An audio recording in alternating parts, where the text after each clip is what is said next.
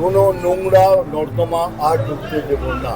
একটা মন্তব্য, আর সঙ্গে সঙ্গে শুরু হয়ে গেল তুমুল আলোচনা। মিঠুন চক্রবর্তী বললেন, আমার চোখ খোলা থাকবে, কোনো নোংরা নর্দমা ঢুকতে দেব না।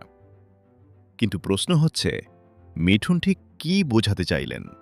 আর এই পুরো ঘটনায় জিতের উপস্থিতি বা কেন এতটা নজর কাড়ছে? আজকের ভিডিওতে পুরো বিষয়টাই সহজ ভাষায় জেনে নেব। নমস্কার বন্ধুরা, আপনারা দেখছেন সিনেপ্রেমিক। চলুন শুরু করা যাক। সম্প্রতি বাংলা ফিল্ম ইন্ডাস্ট্রির কাজের পরিবেশ এবং টেকনিশিয়ানদের বিভিন্ন সমস্যা নিয়ে একটি গুরুত্বপূর্ণ বৈঠক হয়েছে কলকাতার নন্দনে। সেখানে উপস্থিত ছিলেন মিঠুন চক্রবর্তী, জিৎ, রুদ্রনীল ঘোষ, রূপা গঙ্গোপাধ্যায় সহ একাধিক বিশিষ্ট ব্যক্তি।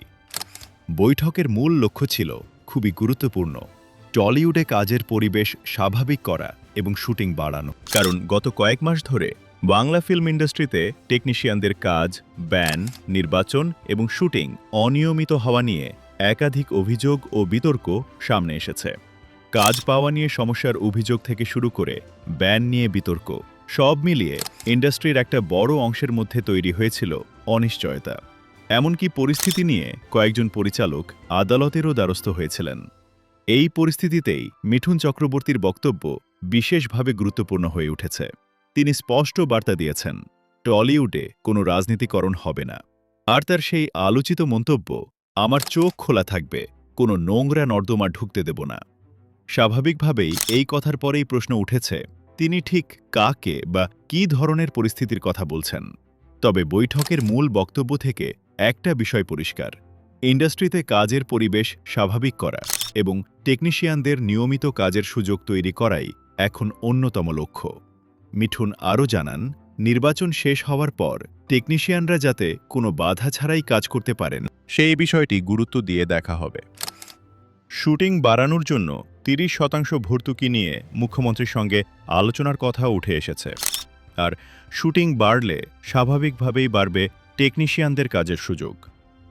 এই বৈঠকে মিঠুন চক্রবর্তীর সঙ্গে জিতের উপস্থিতি দর্শকদের বিশেষভাবে নজর কেড়েছে।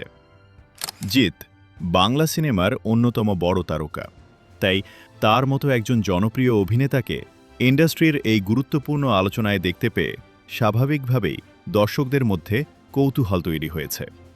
তবে জিতের উপস্থিতিকে ঘিরে এখনই কোনো বড় রাজনৈতিক বা সাংগঠনিক সিদ্ধান্তে পৌঁছে যাওয়া ঠিক হবে না, বরং এটাকে বাংলা সিনেমার ইন্ডাস্ট্রির স্বার্থে একটি গুরুত্বপূর্ণ আলোচনায় তার উপস্থিতি হিসেবেই দেখা উচিত। এই বৈঠক ঘিরে টেকনিশিয়ানদের মধ্যেও যথেষ্ট উৎসাহ দেখা গেছে। বিশেষ করে নতুন নির্বাচন এবং নতুন কমিটি তৈরি হওয়ার সম্ভাবনা ঘিরে অনেকেই আশাবাদী। বৈঠকটি আয়োজন ও সম্ভব করার ক্ষেত্রে রুদ্রনীল ঘোষের ভূমিকারও প্রশংসা করা হয়েছে।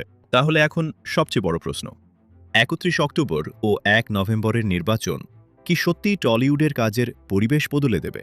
টেকনিশিয়ানরা কি নিয়মিত কাজ পাবেন? ব্যান এবং কাজের অনিশ্চয়তা নিয়ে যে বিতর্ক তৈরি হয়েছে, সেটা কি এবার শেষ হবে? নাকি নির্বাচন শেষ হওয়ার পরেও থেকে যাবে পুরনো সমস্যাগুলো? এর উত্তর অবশ্য সময়ই দেবে। তবে আপাতত একটা বিষয় স্পষ্ট, টলিউডে নতুন করে আশার আলো দেখা যাচ্ছে। আপনার কি মনে হয়, এই নির্বাচন কি বাংলা সিনেমার ইন্ডাস্ট্রিতে সত্যিই বড় পরিবর্তন আনতে পারবে? কমেন্টে আপনার মতামত অবশ্যই জানান। আর এমন টলিউড আপডেট পেতে সিনেপ্রেমিক চ্যানেলটি সাবস্ক্রাইব করে পাশে থাকুন। ধন্যবাদ।